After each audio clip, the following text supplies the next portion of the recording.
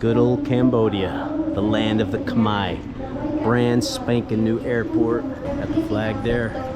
It's my first time ever in this airport, and it is definitely new and nice. Well, it's easy to tell that this place is a lot bigger than their old airport, because in the past, when I would arrive in Cambodia, here in Phnom Penh, I would get off the plane and in no time I'd be there at customs and everything. And over here, I feel like I'm walking forever. This place feels pretty massive, especially compared to the old airport.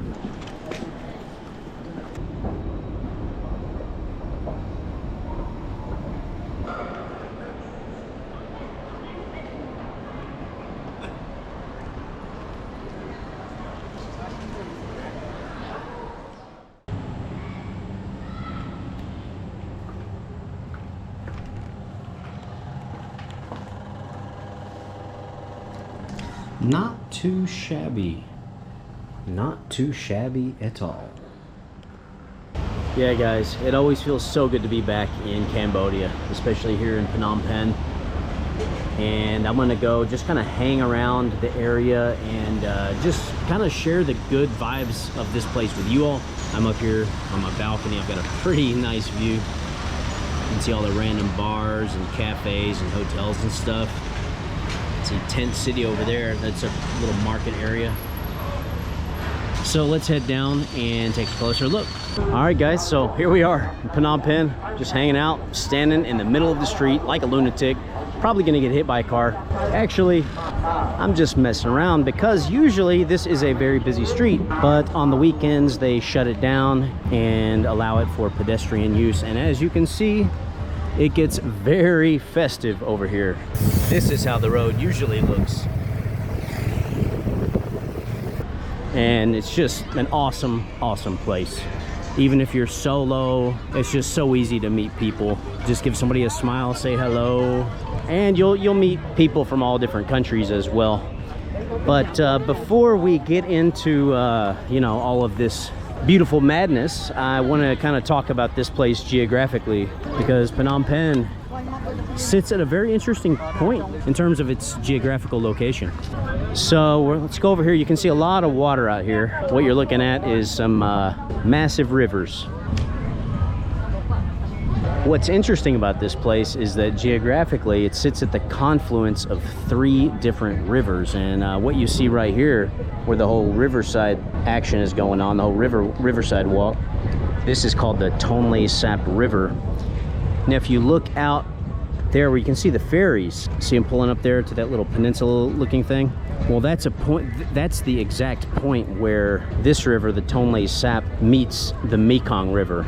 If you look out there just kind of over that piece of land there, that's the Mekong River. So these rivers meet right here, and then down that way around the bend just a little bit is another river. So this is the confluence of 3 rivers, and that one is a lesser known one called the Basak River. So it is a very interesting location. There's a lot of water around here, which makes it a lot more beautiful too. And you won't really find a more festive place than the Phnom Penh Riverside on a weekend. I mean, you just take one look and it is just loaded with sellers and people. A great way to spend a Saturday evening. And the smells over here are very tempting.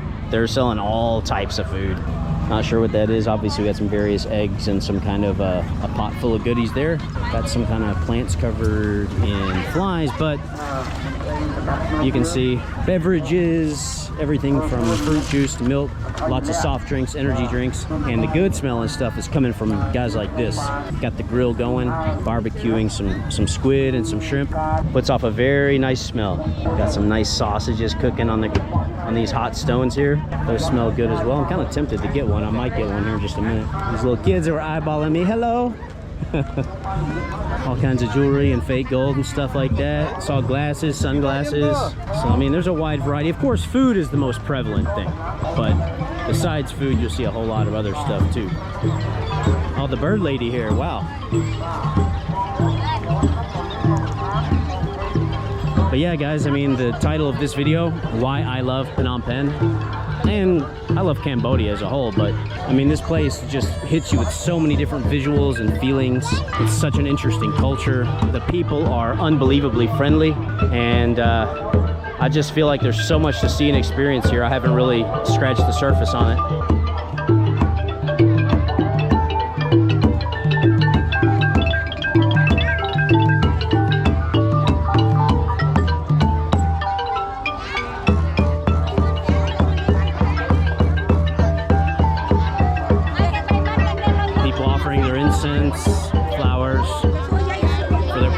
over here?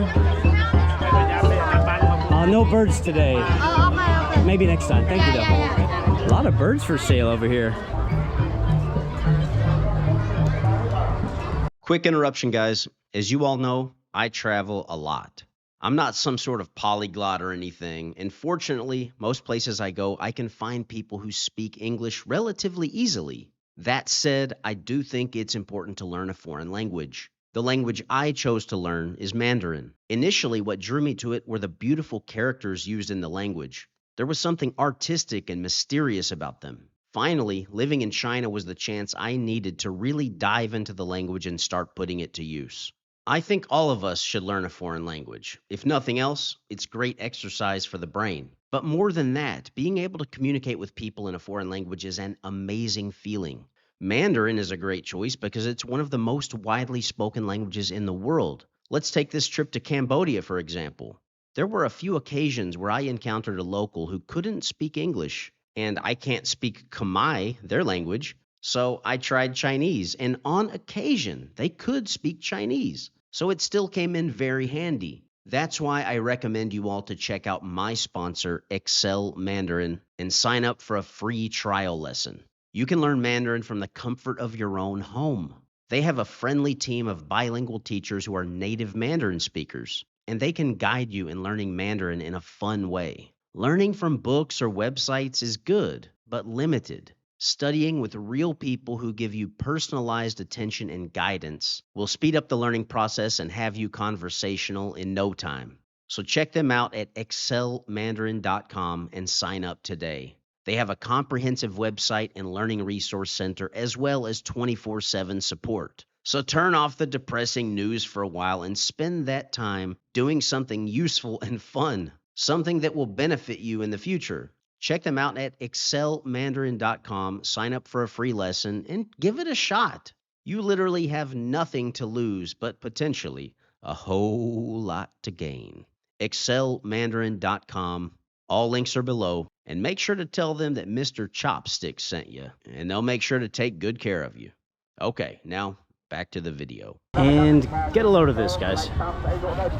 A sea of people, or as they would say in Chinese, ren shan ren hai. A lot of people selling things, people hanging out, and you can see some really interesting looking architecture back here. Really beautiful architecture. So what's so special about this place that is attracting so many people to come hang out? Well, this is where their king lives. The king of Cambodia lives right here. Now, from what I read online, I believe the king of Cambodia is actually in China right now because, if my memory serves me well, I think he had prostate cancer and he underwent treatment in China. And the treatment has been done, but I think he's still in Beijing for further monitoring. So, of course, I wish the king of Cambodia a speedy and smooth recovery. But I mean, I guess you guys can kind of feel like why I like this place so much.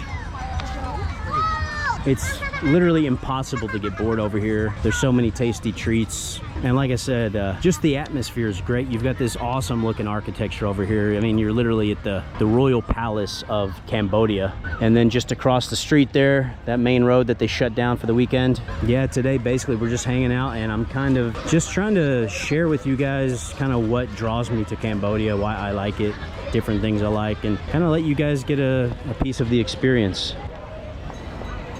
You got a lot of people coming over here for the photo ops. Of course, it's like if you go to Washington, D.C. or something, you're over there at the White House, of course, you're going to want to get some pictures with it.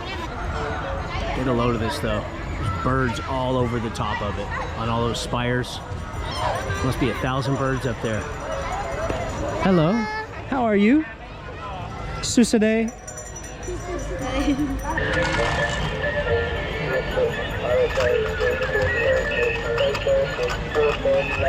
Things are only starting to heat up. I mean, this area is just like, it's kind of crazy anyway, because like not far from here, you've got like the girly bar streets.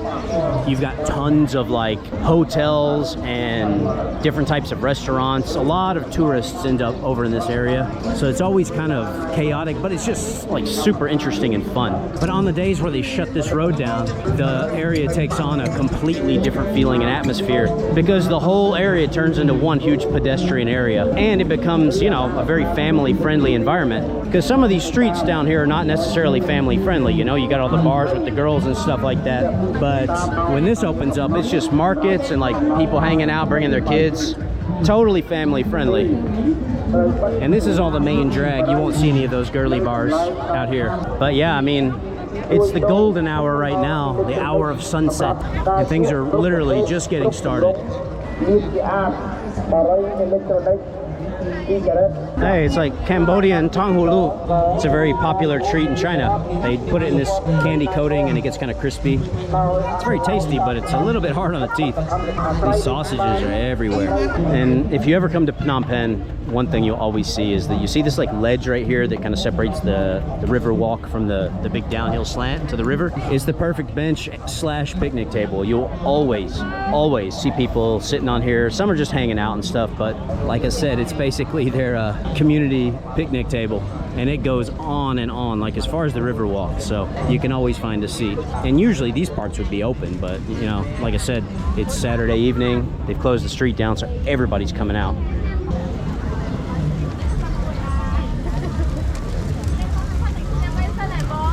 Now they're making orange juice over here, but they're using a slightly different type of orange. You guys ever seen an orange like that? Well, let's slide down here. Let's see what's going on down this way. Yeah, what a great place for a picnic, right? You can see all the river cruise boats over there. I think we got the Japanese section over here. That looks like takoyaki. I'm guessing it is.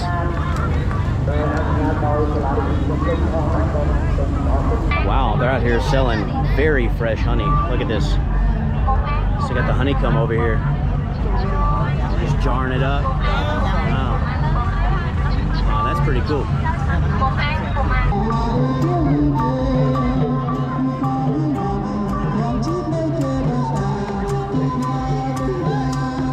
The police are on the scene.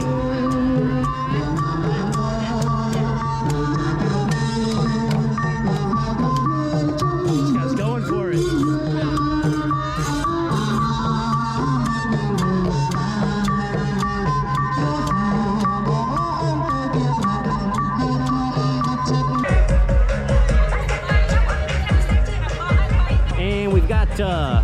Mr. Chicken over here.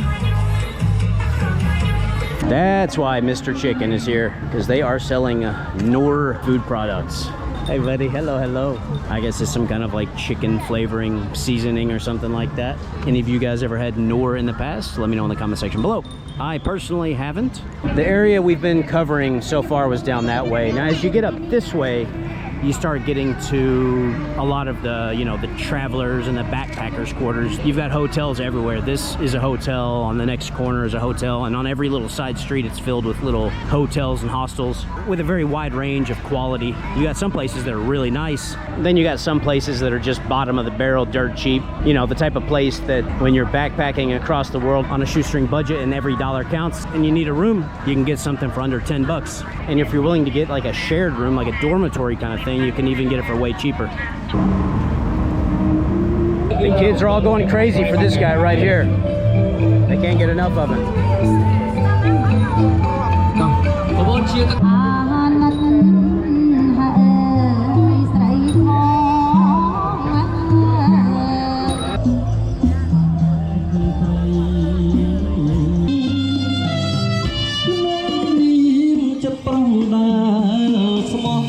I kept eyeballing these sausages. I saw them everywhere and decided to try one. So it's a pork sausage. They've got different flavors. I got the pepper one. It's a little spicy and it costs 75 cents. So let's try it. It's nice and juicy. Good taste to it. I mean, it's nothing like amazing, but you know, sausages can vary. You know, some sausages are good, some are not. This one is quite enjoyable. This lady takes these doughs or whatever, cooks them over the flame. You can see it. She cooks them over the coals. They start out small and end up big and crispy. I'm also going to try these beef skewers here. These are basically 2 for $1. All right, let's try this little beef stick. Got a nice taste to it. It's sweet and savory. not bad. If you just keep on walking along the river walk, it won't take long until you end up right here at the Phnom Penh night market. And I've actually got an entire video about this place, but it was filmed like a year ago or something. But just want to give you guys a quick view of it, just in case you missed that video. But you've got all these places just within walking distance of one another. So yeah, outside along the river walk and on the walking street and on the pedestrian street and everything, it was very much food and drink focused. As you get back in here, they do have that behind the main stage over there, but this whole area right here is basically dedicated to clothing. Last time I was here, they had some really good singers up on stage. You come in over there, you walk through, and then you pass the stage. And back here, food land. All types of food, like right here. Thank you. Akun.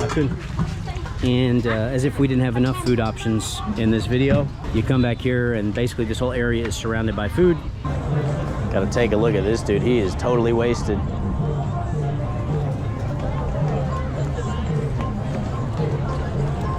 Wow. He is smoked. He can barely walk.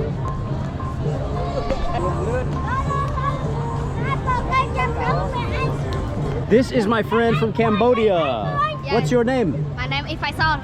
How old are you? Sok sabai day? Sok bai. My Khmer is good?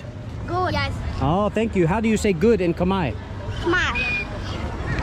Cambodia. Welcome Cambodia. Yes, thank you. Give me 5, guys. Give me 5, buddies. Give me 5. Yeah, give me 5. Give me 5. Give me 5. Oh, give me 5. Yeah, thank you. In the distance, all you see are the multitudes.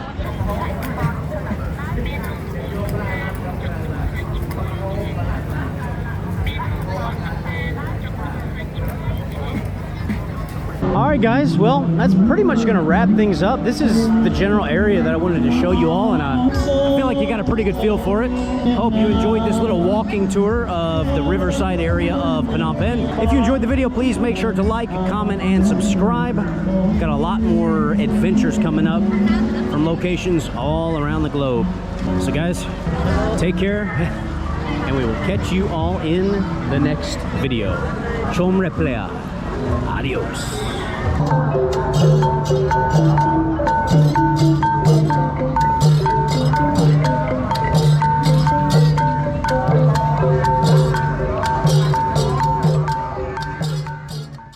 Thanks for tuning into today's video. If you enjoyed what you saw here, please make sure to subscribe to the channel because I have a lot of exciting things on the way. So far, we've got videos from China, Japan, South Korea, Cambodia, Thailand, various parts of the US, and of course, a couple series of my great Appalachian tour, and much more. Things are only getting started here on the channel, and it's not only my pleasure, but it's also my honor to bring you along for the ride. I want to take this opportunity to give a big shout out to all of my YouTube and Patreon supporters, regardless of what tier you are in. I genuinely appreciate all of you. I do want to give an extra special acknowledgement to my PSHO tier members who go above and beyond in their contributions to this channel. Thank you guys.